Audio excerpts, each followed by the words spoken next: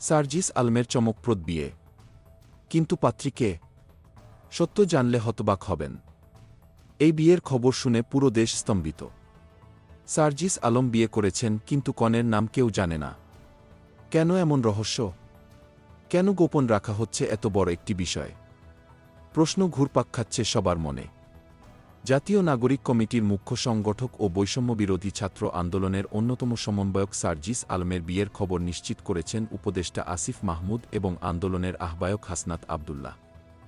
কিন্তু অবিশ্বাস্য ব্যাপার হল, কনের নাম তো দূরের কথা, তার সম্পর্কে একটি শব্দও বলা হয়নি। ফেসবুকে নিজের ভেরিফাইড আইডি থেকে সার্জিস আলমের একটি ছবি পোস্ট করেছেন যুব ও ক্রীড়া উপদেষ্টা আসিফ মাহমুদ। ছবিতে সার্জিসকে দেখা গেছে বিলাসবহুল শেরওয়ানি ও জমকালো পাগড়িতে। কিন্তু কনে কোথায়?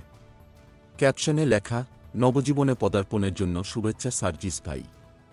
বিবাহিত জীবন আনন্দময় হোক। কিন্তু কাকে উদ্দেশ্য করে এই শুভেচ্ছা? কেন কনের পরিচয় এখনও লুকিয়ে রাখা হচ্ছে? এদিকে আন্দোলনের আহ্বায়ক হাসনাত আবদুল্লাহ ফেসবুকে শুভেচ্ছা জানিয়েছেন, লিখেছেন, অভিনন্দন বন্ধু সার্জিস। তোমাদের নতুন জীবনের জন্য শুভ কামনা। কিন্তু কাকে উদ্দেশ্য করে কি তোমাদের বলা হয়েছে? কেন কনের নাম, ছবি বা পরিচয় প্রকাশ করা হলো না?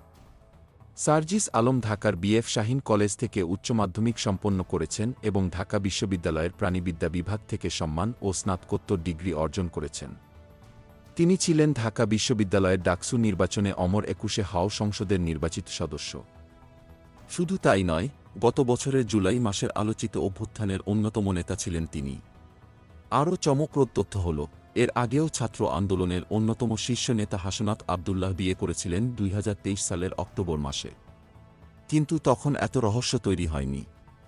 তাহলে সার্জিস আলমের বিয়ে নিয়ে কেন এত গোপনীয়তা? এত প্রশ্নের উত্তর কি পাওয়া যাবে? নাকি এই রহস্য কখনোই উন্মোচিত হবে না? কনের পরিচয় কি কোনো বড় চমকের আভাস দিচ্ছে? সবার মনে একটাই প্রশ্ন, সার্জিস আলমের স্ত্রী কে?